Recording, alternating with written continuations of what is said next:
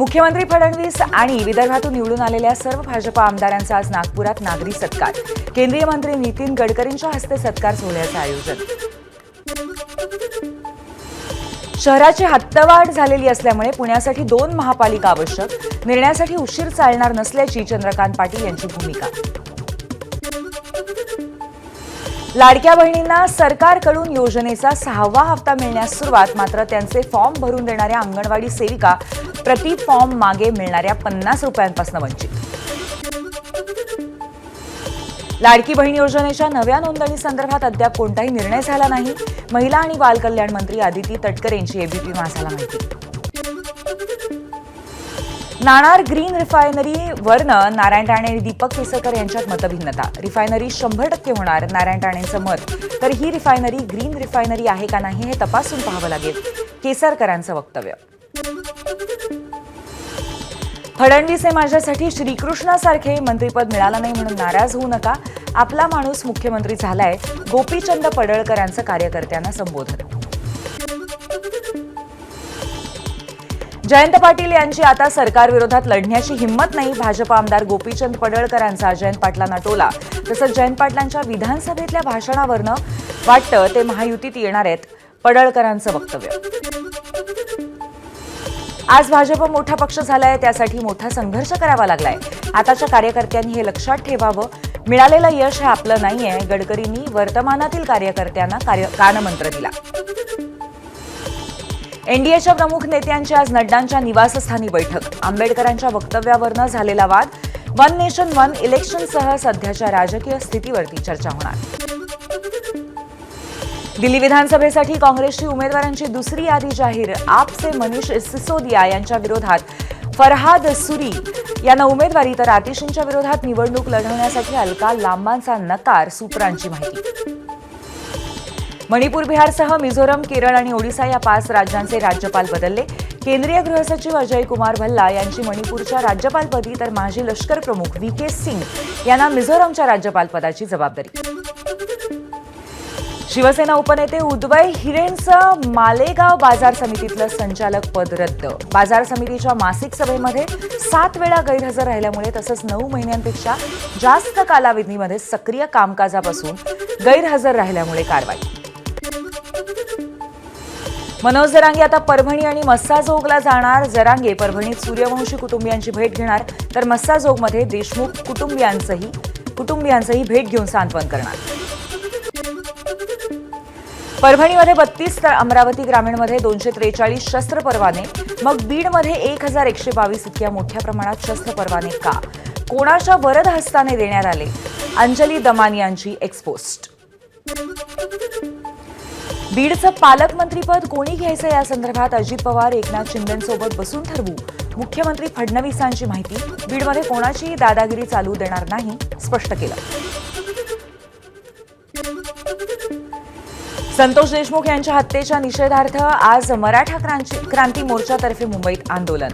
भारत माता सिनेमासमोर आंदोलन. मुंबईतल्या वांद्र्यातल्या सुप्रसिद्ध माउंट मेरी चर्चमध्ये रात्री 11 वाजता प्रभू येशूच्या जन्मासाठी विशेष प्रार्थना, सर्वत्र जल्लोष. ठाण्यामध्ये प्राचीन सेंट जॉन द बाप्टिस्ट चर्चमध्ये ख्रिसमस निमित्त उत्साह, विद्युत रोषणाई. कोकणामध्ये सुद्धा नाताळचा उत्साह. रत्नागिरी शहरात विद्युत रोषणाई. ख्रिस्ती बांधवांनी काल मध्यरात्री चर्चमध्ये एकत्र प्रार्थना केली. भंडाऱ्यामध्ये सेंट पॉल चर्चसह अन्य चर्चवरती विद्युत रोषणाई, तर चर्चमध्ये प्रभू येशूंच्या जन्मोत्सवाचा देखावा. सोलापुरामध्ये ख्रिसमसचा उत्साह. रंगभवन परिसरात आलेल्या द फर्स्ट चर्चला ख्रिसमस निमित्त आकर्षक रोषणाई. आज आणि 31 डिसेंबरला रात्रभर हॉटेल्स आणि बार सुरू राहणार. वाईन शॉप 1 वाजेपर्यंत, तर परमिट रूम, ऑर्केस्ट्रा बार आणि बिअर बार पहाटे 5 वाजेपर्यंत सुरू राहणार. तुळजाभवानी मंदिर आजपासून 22 तास खुलं राहणार. वाढती गर्दी पाहता भाविकांची गैरसोय होऊ नये म्हणून प्रशासनाचा निर्णय. रात्री 10:30 वाजता मंदिर बंद होईल. सलगच्या सुट्ट्यांमुळे नाशिकमध्ये त्र्यंबकेश्वरच्या दर्शनासाठी मोठी गर्दी. मंदिरापासून 1 ते 1.5 किलोमीटरपर्यंत दर्शनासाठी रांगा. दर्शनासाठी लागतायत 3 ते 4 तास. पंढरपूरमध्येही भाविकांची गर्दी. नाताळच्या सुट्ट्यांमुळे भाविक पंढरपुरामध्ये सोयीसाठी ऑनलाईन दर्शन बंद ठेवण्याचा मंदिर प्रशासनाचा निर्णय. 31 डिसेंबरला गजानन महाराज मंदिर भक्तांसाठी रात्रभर खुलं. भक्तांच्या वाढत्या संख्येमुळे संस्थानाचा निर्णय. 31 तारखेला सकाळी 5 पासून 1 तारखेला रात्री 9 पर्यंत मंदिर खुलं. क्रिसमस आणि न्यू इयरच्या सलग सुट्ट्यांमुळे ताडोबा अंधारी व्याघ्र प्रकल्पामध्ये पर्यटकांची गर्दी. व्याघ्र प्रकल्पातील सर्वच प्रवेशद्वारावरती बुकिंग्स फुल. मुंबई महापालिकेकडनं पाणीपट्टीमध्ये वाढ करण्याचा निर्णय. मुंबईकरांच्या पाणी पुरवठ्याच्या खर्चात वाढ होत असून हे गणित जुळवण्यासाठी निर्णय. ठाण्यात शुक्रवारी पाणी पुरवठा बंद राहणार. जलवाहिनीच्या दुरुस्ती आणि देखभालीच्या कामासाठी पाणी पुरवठा बंद. राज्यातील शाळांमध्ये आता आमचे गुरुजी हा उपक्रमाअंतर्गत शाळेत शिकवणाऱ्या शिक्षकांची संपूर्ण माहिती ठळकपणे लावण्याच्या सूचना. यामुळे पालक आणि विद्यार्थ्यांना शिक्षकांविषयी माहिती मिळवणं शक्य होईल. जयगडमधल्या वायुगळतीची केमिकल इंजिनियरकडनं पाहणी. 4 अहवाल येणार. वायुगळतीमुळे 60 पेक्षा अधिक विद्यार्थी, काही प्रौढ नागरिकांना सुद्धा झाला होता त्रास.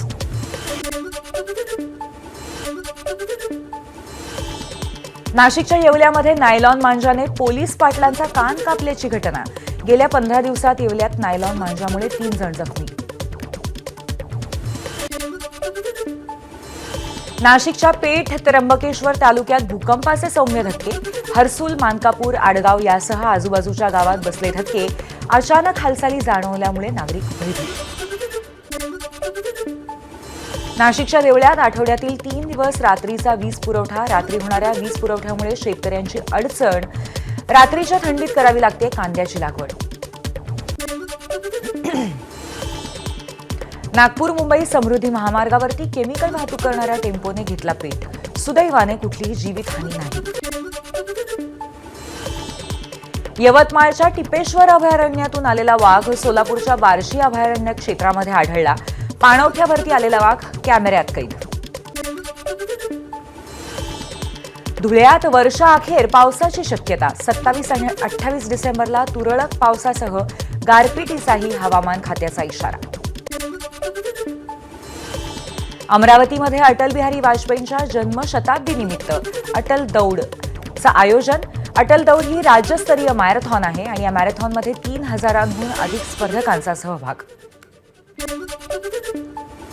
पूंछमध्ये नियंत्रण रेषेजवळ भारतीय जवानांच्या वाहनाला भीषण अपघात. 5 जवान शहीद, अनेक जवान जखमी. बनलोई भागामध्ये वाहन दरीत अंदाजे 350 फूट खाली कोसळलं. पूंछ येथे अपघातात अनेक जवान शहीद झाल्याची बातमी अतिशय दुःखद. जखमी सैनिक लवकर बरे होण्याची आशा करतो. राहुल गांधींची एक्सपोस्ट. राजस्थानच्या करौलीमध्ये बस आणि कारचा अपघात. अपघातामध्ये 5 जणांचा मृत्यू तर 15 पेक्षा अधिक जण जखमी.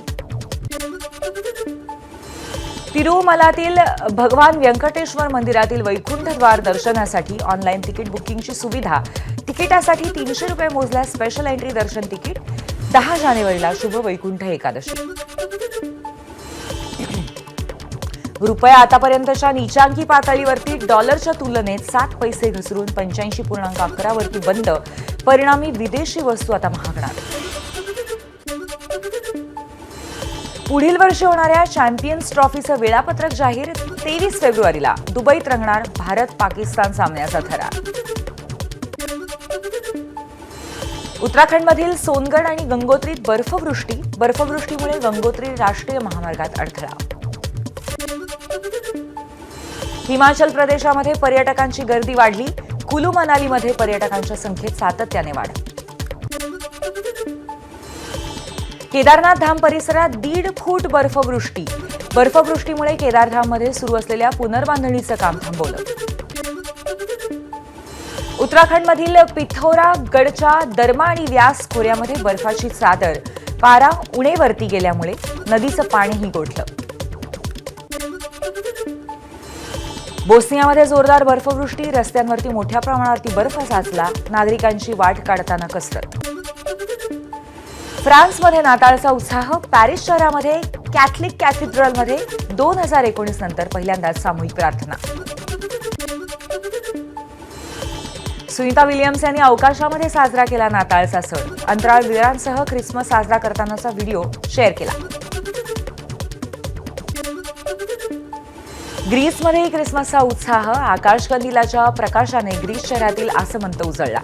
शेकडो लोकांनी एकत्र येत साजरा केला नाताळचा सण. ख्रिसमस निमित्त सीरिया शहरात सर्वत्र रोषणाई. देशात शांतता नांदावी यासाठी लोकांकडनं प्रार्थना.